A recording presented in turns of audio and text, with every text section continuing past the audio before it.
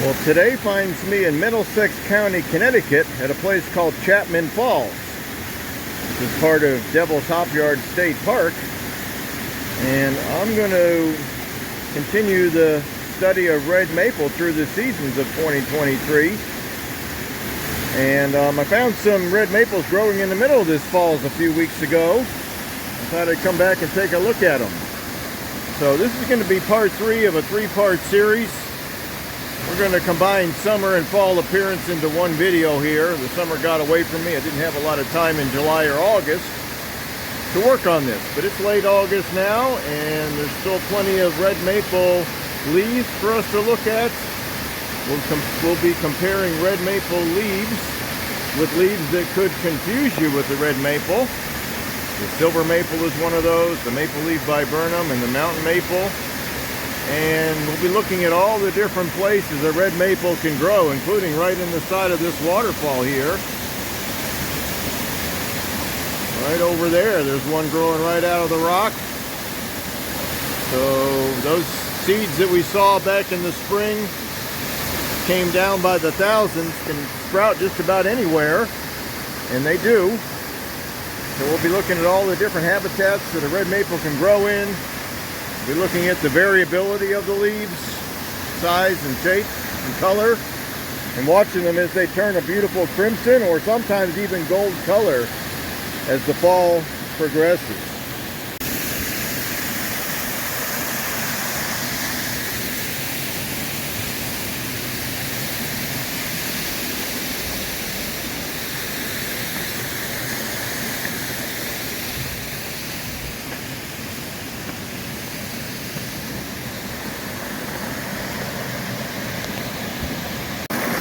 And right here on this midstream ledge, we've got a small sized red maple that may actually be quite old. Looks like the rootstock has found its way down into the crack in this ledge here. So wherever those little helicopter-like seeds land is where you get a red maple. They're not particular as to where they grow, as long as there's enough sun or warmth in the soil for it to germinate. And here's another angle on a very similarly sized red maple tree here, which may be older than you think, just because it may be, its growth may be limited by the fact that it gets flooded and probably knocked down by floodwaters and ice jams in the wintertime. So it may have taken quite a beating over the years and had to grow back from the rootstock. Well, you sure can see the shape and size of these leaves here.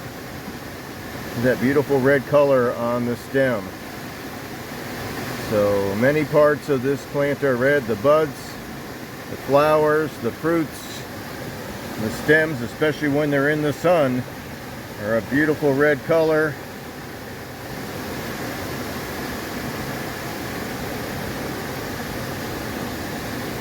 And that leaf is fairly unique because all of the places where the lobes intersect, they do so at an angle. There's no roundness between the lobes like you would find on a sugar maple. Now, silver maple we're going to look at later on has some of the smaller lobes have angles between them, but the bigger lobes have a round notch between them. So it's kind of a hybrid between red maple and sugar maple. We'll be looking at that, and some mountain maple, which has similar angular notches between the lobes, and a common understory plant is our maple leaf viburnum, which we'll study as well. But this is your average size red maple leaf with 3 main lobes, 1, 2, and then 3, and then a couple smaller ones at the back, 1 and 2. So there's really 5 lobes, but it looks like 3 right there. So 1, 2, 3, 4, and 5, but again it looks like 3, and everything's got an angle between it. That beautiful red color on the stem, and the leaves will turn a beautiful red color often, but sometimes orange and sometimes gold. And one tree that grows pretty much on floodplains of larger streams and rivers that has a leaf that's somewhat similar to the red maple is our silver maple. Got some being backlit here. Still pretty early in the morning here. We'll get a look at their true colors in just a second. They tend to overhang the rivers here. They can get quite large. There's some along this trail here that are 3 foot around. They grow pretty quickly, so they may not be that old at that size. So our silver maple leaves have a lot of features that are similar to the red maple. They got that rough torn looking edge. They usually have 5 lobes. And those angular notches between the teeth on the lobes, but often the notches between the lobes are deeper than that of the red maple and can appear to be rounded. Sometimes they appear to be rounded, sometimes they appear to be angular. But one way we can easily tell a silver maple leaf from that of the red maple or the sugar maple, which are both growing here along the Shetucket River, is to flip it over and look at the underside. And I have done that here. We've got the silver maple that we just looked at on the right here. Those angular looking teeth along the tips of the lobes, and then a much deeper notch than this red maple in the middle here. And the back side is much lighter color, almost white, or silvery color if you want to look at it that way, compared to the front side. The front side of this red maple is a medium green color. The back side is a lighter color, but not quite as white as the silver maple. And just for comparison, a sugar maple right here is a medium green on the front and just slightly lighter color on the back. So the teeth along the edge of this red maple appear to be like that of a rough torn piece of paper. And these teeth along the silver maple actually look more like the flames from a fire, from a campfire. And the teeth on this sugar maple, or lobes, they're not really teeth, but more lobes, are gently rounded between them. So the deeper notch between the 3 main lobes of this silver maple makes it easy to distinguish from most specimens of red maple. But there is a lot of variability in all these leaves. And I like to look at it this way. The silver maple is a compromise between the sugar maple on the left, the red maple, which is now on the right, and I put the silver maple in the middle. So it's almost a compromise between the geometry of those other 2 trees. But it can often look like a red maple. The red maples aren't always this neat. Sometimes they're a little more jagged. The silver maples can, at least at a walking pace, confuse you. We do have both growing along the banks of the Shetucket here. So here's our red maple right here, with sometimes a red stem, but if you get in the deep shade, sometimes the stems are more of a greenish color or orange, as you can see here. So we've got a red maple growing right here a few feet from the river bank, and then immediately on the river bank is the silver maple we just studied.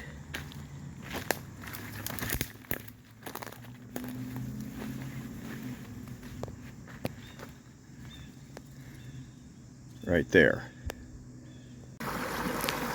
Or earlier today, I recorded those silver maples along the Shetucket River. That was in New London County near Norwich, and looked at the red maples and the sugar maples growing there as well and compared those leaves. So we're going to keep looking at leaves that could be easily confused with that of the red maple. And it's a hot day. It's early September, but it feels like July. And head for the hills I did. It's much cooler up here in West Granby, Connecticut in the Ender State Forest. There's a whole bunch of waterfalls just around the bend here. Good place to stay cool. And because it's a cooler habitat here, we can find a maple tree that's much more common to our north and could be confused with the red maples at that more northerly location. But here, we're only finding it in these little mountain ravines. I found some at the bottom of a talus slope near here a few months ago where the cold air drained out during the warmer months. And that's an interesting phenomenon that's common on the talus slopes in the Appalachian Mountains. There's a place called Ice Caves Mountain in New York where that happens as well. So right here in the center of the screen is a maple with a leaf that does resemble the red maple quite closely. We'll hop our way across here and take a better look at those leaves. But at this latitude, about 42 degrees north in southern New England at a fairly low elevation, this is the only place I could find it. And but there's plenty of red maple around here too. So the two could be confused. So from a couple feet away, these mountain maple leaves do look like red maple leaves with between 3 and 5 obvious lobes and V-shaped notches between the lobes. But if we take a closer look, there's some noticeable differences.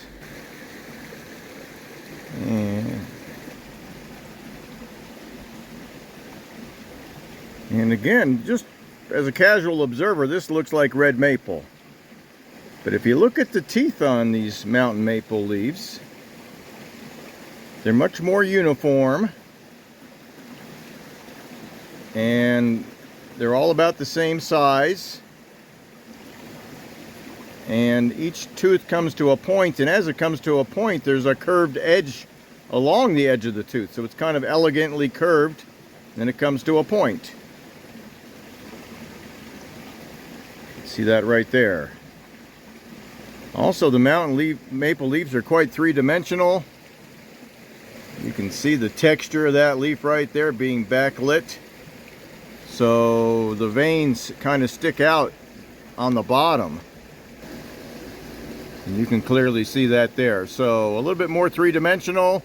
The edges of the teeth are more curved. And the V-shaped notches are not quite so obvious either between the lobes. It's more almost continuous, like a curve right there. So subtle differences. The new growth on these mountain maple trees is green, at least this time of year it is. So that's another giveaway. You would never find green new growth on a red maple. If anything, it's either tan or red itself, depending on the tree and what part of the tree. So at a hiking pace, you could pass this over for a red maple, but if you look closer, there's some noticeable differences during the growing season when the leaves are on the plant. And about a quarter-mile upstream from that mountain maple, we've got a red maple growing in a very similar fashion along this stream. And as we'll see in this video series, red maple can grow just about anywhere. So we can take a quick look at the leaf on these.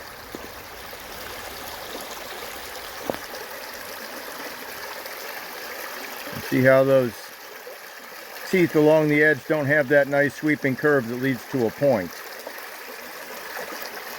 Boy, that red maple we looked at this morning next to the silver and sugar maples was very compact and didn't have this more traditional look of the red maple. So there's a lot of variability, but this is how I often find them, especially the younger trees, kind of scraggly looking, scrappy looking, with lots of rough torn edges.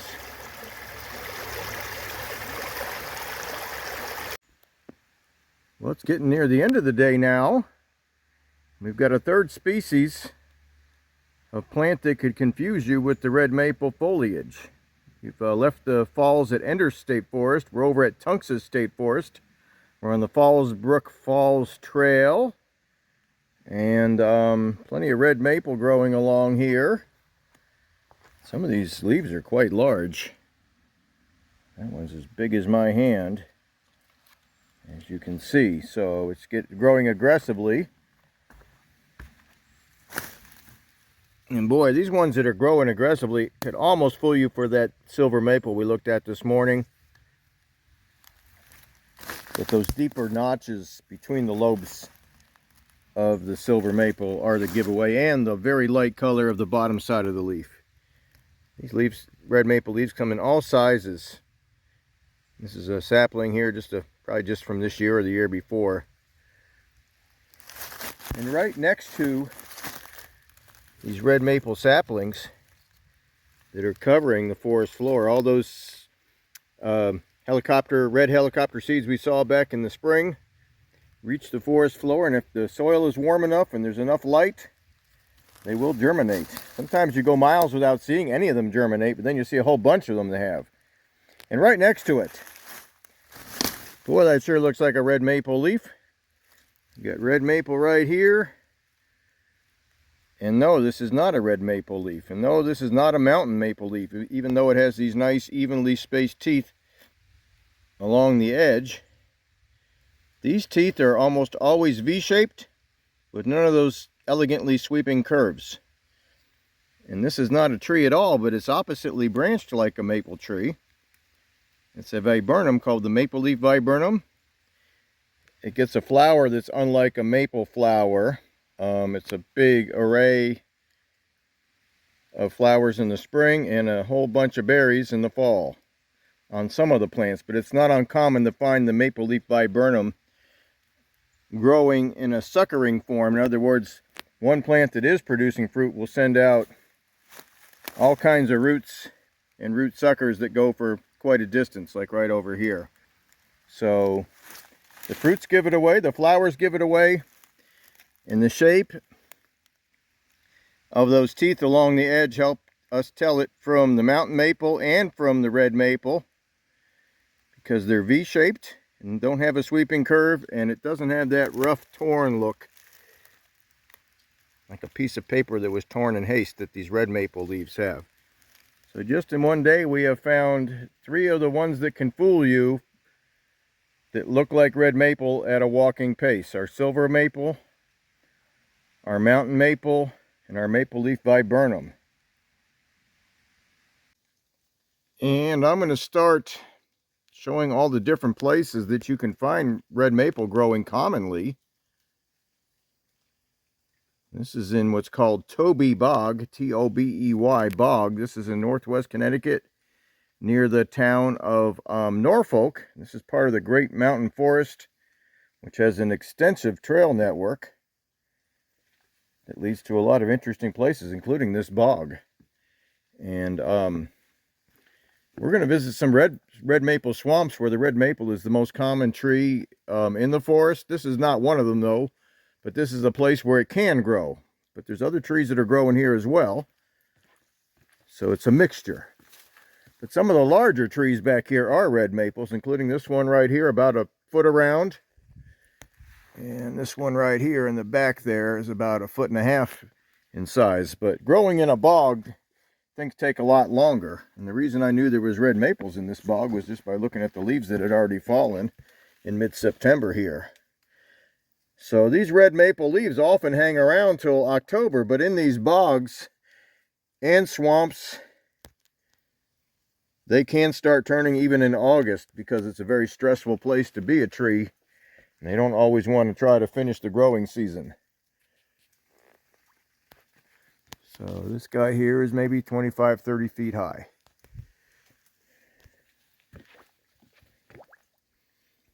So red maple is in the mix out here, and it's also colonizing these little hummocks. These hummocks are actually sphagnum moss, which is common in bogs. There's a little red maple seedling. And here's one here. So red maple likes full sun. It'll grow in the shade of other trees, but it really likes full sun. So given the chance, as long as it's not completely underwater, the seeds will grow and they will colonize these bogs and become part of the forest back here. Here's a tree that's unusual at this latitude, this part of the forest back here. And this was the reason for me doing this hike today. This is our eastern tamarack, which doesn't grow in too many places in northwest Connecticut, but it grows here. And just like the red maple, it not only likes full sun, it needs full sun to continue on. So if you go far enough north in Canada and Alaska, the forests are they're not dense. There's lots of sun that gets through. It's not a closed canopy forest. So those are places where tamarack and black spruce, which are only found in these bogs at this latitude, here's your black spruce, will just grow in the woods. And that's what they do. So I'm not intending to visit the locations where those trees grow in the open woods for this channel, at least not right now. But I would like to introduce them because they're interesting trees. And it's pretty exciting when you find them growing hundreds of miles south of where they're common in the woods. Here's our black spruce, which is already on this channel. And back to the red maple. They are in the mix here. They're not everywhere. I see a smaller one right here. Shrub height. And we've got another one just above us here at tree height. But it's not that big of a tree, but it may have been here a long time, because when you have to live where there's very few nutrients, it's hard to grow quickly. When you start seeing either green or this purple or pink colored sphagnum moss, it means there's not a lot of nutrients available, and plants have to tough it out in these bogs. But you find some very interesting plants because of that, including this pitcher plant, which grows right along this boardwalk here. And yes, it's shaped like a pitcher that holds water. They grow in clumps. There's usually 3 or 4 together, sometimes more than that. And they actually get their nutrients not from the bog itself, but from insects that get trapped in that pitcher of water. And the enzymes in that water digest the insect, and the insect, the nutrients in the body of that insect go into solution enough that the plant can absorb it through its tissues and give itself the nutrition it needs. So red maple, an interesting plant, can grow in a lot of places. We're going to look for some swamps and marshes where it's pretty common. It's not having to compete with this tamarack, which is above us here, and some of the black spruce that's growing back here. But for every tamarack tree I see back here, I also see a red maple and maybe a white pine growing on a hummock. Well, we've come about 15 miles east of the Toby Bog. We're in now the Peoples State Forest, which is near the town of Barkhamsted, Connecticut, right near the Massachusetts border, and used to have to road walk for a quarter to a half mile to make a loop through this forest, and they put this boardwalk in to get you off the road and back to where you can see some really neat stuff. So let's check out some more red maple.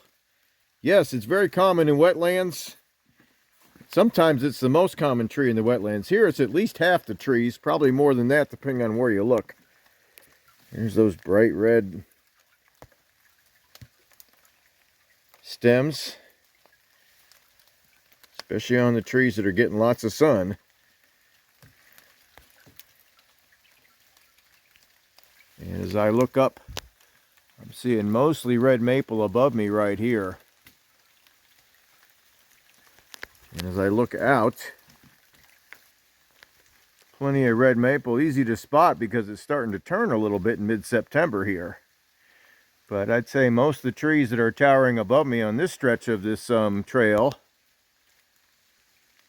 are red maple. So between Toby Bog and this swamp forest here, this isn't really a true bog. There is some sphagnum moss in here, but there's also some other mosses and some sedges. So the pH of this swamp forest is probably high enough it's not considered a true bog. I'd be surprised if there was any pitcher plants, at least any right here. So swamp forests and bogs are where we can often find red maple. In some parts of the country where red maple is mapped and native, it only grows in wetlands. Some of the first few segments I did on red maple were in the Ohio Valley, and there it only grows in the flat areas that are poorly drained. And once you get on the sloping areas, you only find sugar maple and black maple and silver maple along the river. So in New England here, red maple is pretty common in pretty much all habitats, and same with the Appalachian Mountains. But in other parts of the country, it's not. Just enjoy it. You know, you can't always see these plants from hiking trails that are not on boardwalks. We got some beautiful winterberry holly here. It's just starting to get the red berries, and they'll last well into the winter, even after the leaves have fallen. But, well, this is mostly red maple on this side of the trail. And yes, hemlock and white pine will grow on these hummocks. You think of white pine as a tree that likes dry soil, and it tolerates dry soil, but it's growing right on this hummock here too. So, Mother Nature, you know, a lot of plants, you have your general ideas of where they grow. There's always exceptions. So, red maple, common in wetlands. It was pretty common in that bog. And we'll start looking at the hillside locations and rock outcrops, and maybe even get up near tree line if I have time this fall to see how high up it will grow in the mountains. And while we're studying the foliage and places that these red maples grow this year, late summer and fall, let's admire the colors too. This is early October. We're at about 1,800 foot elevation in the high peaks area of the Adirondacks Mountains. So color changes early up here, especially in the wetlands where the leaves often change early. Here's a sugar maple starting to get some color, but this red maple just above it is ablaze in color. And this larger tree is ablaze. Crimson, magenta, every color in the crayon box you've got on these red maple trees. Some places I've hiked, they actually turn a gold color consistently, but in these mountains, it's usually a red color. So what an incredible tree. Those beautiful flowers in the spring and the copious fruits in May. And then this incredible display in the fall.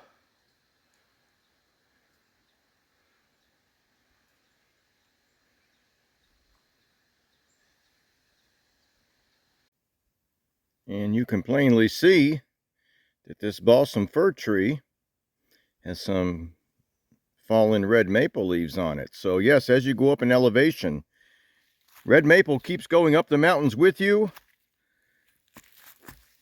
I'm not sure if it's upper limit. I've never really taken the time to study it on the higher peaks around here, but we're going up to 3,000 feet today on what's called Round Mountain. We're already at 2250 right now, and there's plenty of red maple for us to study and really enjoy.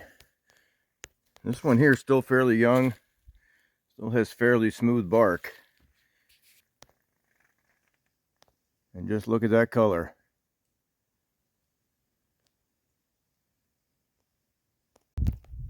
We've reached over 3,000 feet on what's called Round Mountain here in the High Peaks area of upstate New York. We're actually in the Dix Mountain Wilderness. If you pan around, you can see Dix Mountain in the background there. That's the tallest mountain in the field of view here. So red maple will grow up here. This is probably at least zone 4 temperatures in the winter. So quite cold, minus 25, minus 30. Common in these mountains. So it's a hardy tree. It's growing on an exposed ledge here, and like I said, red maples can grow just about anywhere. And I'm looking at these other mountains around here, and I see the colored leaves of maples, either sugar maple, mountain maple, or red maple, going up over 3,000 feet. So It probably goes quite a bit higher than this. This is as high up as I'm going today, so this is where we're going to say that it grows. And it's quite common on this mountain. There's plenty of sun up here for the seedlings to germinate, and plenty of wind to blow those helicopter seeds around to give it a chance to spread out its population. And we'll continue studying the places that red maple grows. We've looked at some wetlands, some bogs, some swamp forests, and hillside locations in the mountains of upstate New York. I'm in a first growth forest today. This is land that has never been logged or farmed or disturbed by human activity. A lot of wind throw up here though, as you can see, and dead trees from natural causes. But this is one place that red maple does grow. Usually it never dominates in old growth forests or first growth forests, but it is here. Parts of this mountain, this is Wachusett Mountain, and the top part of the mountain has about 80 acres of first growth forest. Parts of it actually have a lot of hemlock and old, very old northern red oak. The part I'm on now faces northeast, and there's more of the maples, especially lots of red maple over here. None of them are that big around, but it is growing here. And where there's enough sun getting through, because of the storms that break off the tops of these trees, the sun does get through in places. We do find some younger red maples. But because of the large variety of trees growing in these woods, the red maple normally wouldn't dominate. Red maple has become more common in the last 100 or 200 years because of humans clearing the land and giving it opportunity for those thousands of helicopter seeds to take seed where there's plenty of warm soil and sun. Just walk around here. None of these trees are that big on this slope. That doesn't mean they're not old. Or, you know, in this case, red maples break easy, so if it's a windy location like the top of this mountain, they may snap off. There's one here about 1 foot in diameter. Here's a double trunk right here. The bark starts getting real flaky like that. It often means the tree is older. Sometimes a tree this big around, which is only 6-8 inches, when they're young and growing aggressively, is a very smooth bark. This one here has been snapped and broken, and you can see the remains of the top of the tree. And yes, it's still trying to hang in there. There's some sprouts and suckers coming off the main trunk here, and some root sprouts. And here's one here about 1.5 foot in diameter. So they're out here. There's yellow birch, some beech, some red spruce. We're at about 1,800 foot elevation here. This is where you start seeing red spruce in this area. And northern red oak as well. So being on a mountaintop with lots of ledge and thin soil and high winds, this mountain sticks up by itself. You don't always get big trees in what's called first growth forest. So erase that in your mind if you think first growth forest is only big trees. Not in every circumstance, at least. But red maple is a part of the community, the old growth or first growth communities in the Northeast. But it's never quite as dominant as you might find it in second growth places where it is common.